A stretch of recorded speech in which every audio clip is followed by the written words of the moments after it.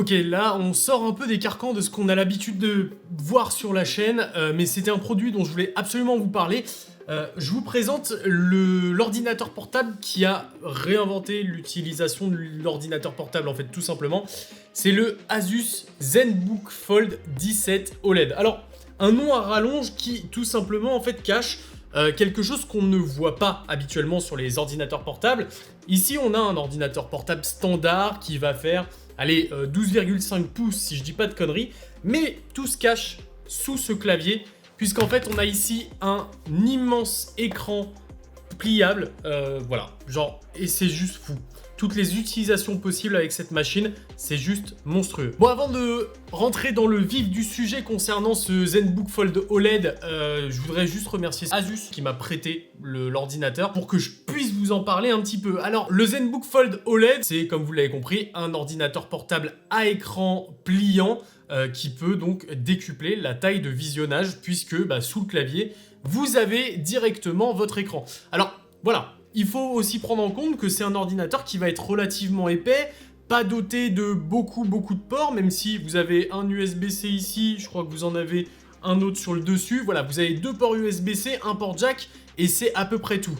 Par contre, vous allez pouvoir avoir, quand vous l'achetez, eh bien vous allez avoir un petit adaptateur USB-C vers USB-A. Vous êtes très limité en ports, mais c'est compliqué de gérer toute la tech qu'il y a là-dedans, donc ça se comprend. Ici, encore une fois, on est sur une démo technique, mais toutes les utilisations que j'ai pu avoir avec ce ZenBook Fold 17 OLED sont complètement folles. Vous êtes en train de faire de la recherche sur un site standard, en mode ordinateur portable, boum, vous avez besoin de plus d'espace, vous enlevez le clavier, vous dépliez l'écran, et vous êtes face à un PC de bureau en fait, tout simplement.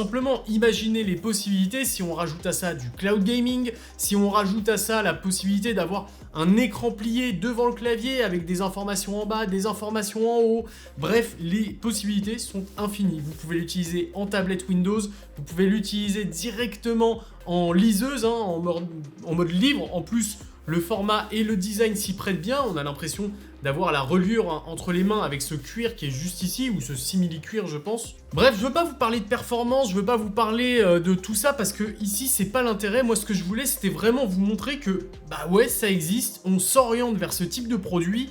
Et à l'avenir, à mon avis, ça va être un standard. Je trouve qu'il n'y a pas meilleur compromis. Une tablette, ça a une forme prédéfinie, on peut pas la changer. Un ordinateur portable standard, ça a une forme prédéfinie, on peut pas la changer. Ici, dans un produit dont l'écran de base fait 12,5 pouces, vous avez un écran qui fait 17 pouces. C'est-à-dire que dans un format compact, vous pouvez vous trimballer votre grand écran d'ordinateur portable grand. Dans l'état actuel des choses, il y a plein de choses qu'on peut encore reprocher un peu au produit. Bon, des bordures très larges, mais ça se comprend avec la tech qu'il y a dedans. On a une épaisseur qui, bon, voilà, entre nous, c'est assez épais et c'est plutôt lourd, on va pas se mentir. Le clavier, même si c'est un clavier, très simple, il fait un peu cheap, voilà, on va pas se mentir, il fait un peu cheap, on aurait peur de le casser facilement, mais au-delà de ça, j'ai pas grand chose à lui reprocher. Ici, on n'est pas sur un produit gamer, donc les performances maximales sont pas les meilleures du marché. On n'est pas avec des GPU dédiés, intégrés, bref, tout ça. C'est vraiment pas l'intérêt en fait ici. Ici, c'est leur premier ordinateur portable 17 pouces OLED pliant. Et d'ailleurs, pour ceux qui suivent les autres vidéos de la chaîne, vous savez qui a fait l'écran ? C'est pas Samsung, c'est BOE. BOE qu'on devrait retrouver bientôt sur des modèles de smartphones que vous connaissez bien, marque à la pomme, tout ça. En fait, je pourrais pas vous faire un test vraiment objectif tant j'ai adoré tester ce produit, donc je vais trop l'encenser si vous voulez. C'est pour ça que j'ai pas voulu me lancer dans un test complet. Mais je suis vraiment absorbé par cette technologie des écrans pliants et je trouve que c'est vraiment l'avenir, tant en termes d'efficacité que de possibilités que ça offre à l'utilisateur derrière. Là, vraiment, on se retrouve avec un ordinateur tellement polyvalent que c'est même plus impressionnant qu'un écran d'ordinateur 49 pouces comme j'ai devant moi, en fait. Et pour ceux qui se demandent, parce que c'est vraiment quelque chose qu'on a régulièrement, est-ce que la pliure se sent ? En mode déplié, alors on voit très légèrement la pliure, mais on est loin de ce qu'on peut avoir sur les smartphones pliants, par exemple Z Fold ou Z Flip, mais la gestion de la charnière est super bien foutue. En fait, on voit que c'est sur un caoutchouc, hein, un truc en caoutchouc qui vient se tendre correctement, donc on voit pas la pliure. Par contre, on sent qu'il y a un peu moins de résistance hein, sur la partie charnière de l'écran, mais au-delà de ça, eh ben, c'est super bien géré, et franchement, vous le voyez hein, ici, on voit la pliure, alors attendez, voilà, on voit que la pliure se fait sur un espace assez large, ce qui permet de moins marquer l'écran, donc ça c'est vraiment intelligent d'avoir fait ça.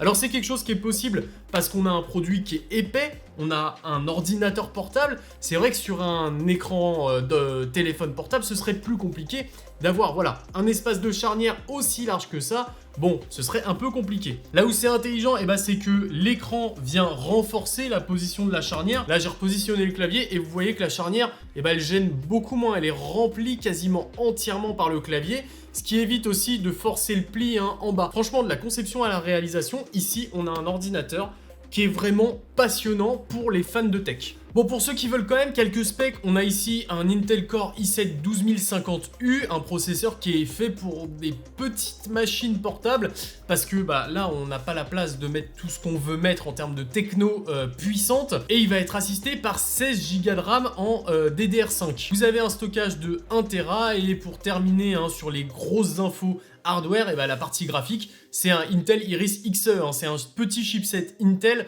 qui gère l'ensemble de la partie graphique. Donc vous n'allez pas pouvoir faire tourner les plus gros jeux si vous utilisez directement la machine en local.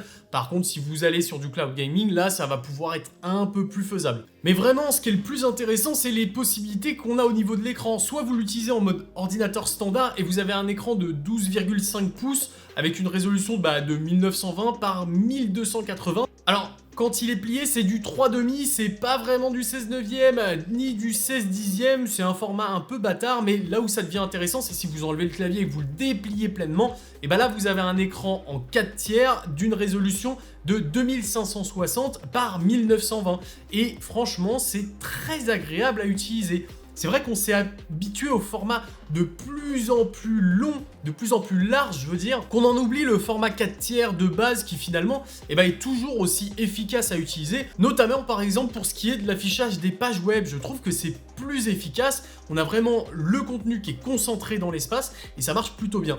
Bref, l'idée ici, c'était vraiment de vous présenter cette technologie. Je trouve que ça fait un peu long hein, pour une courte vidéo normalement.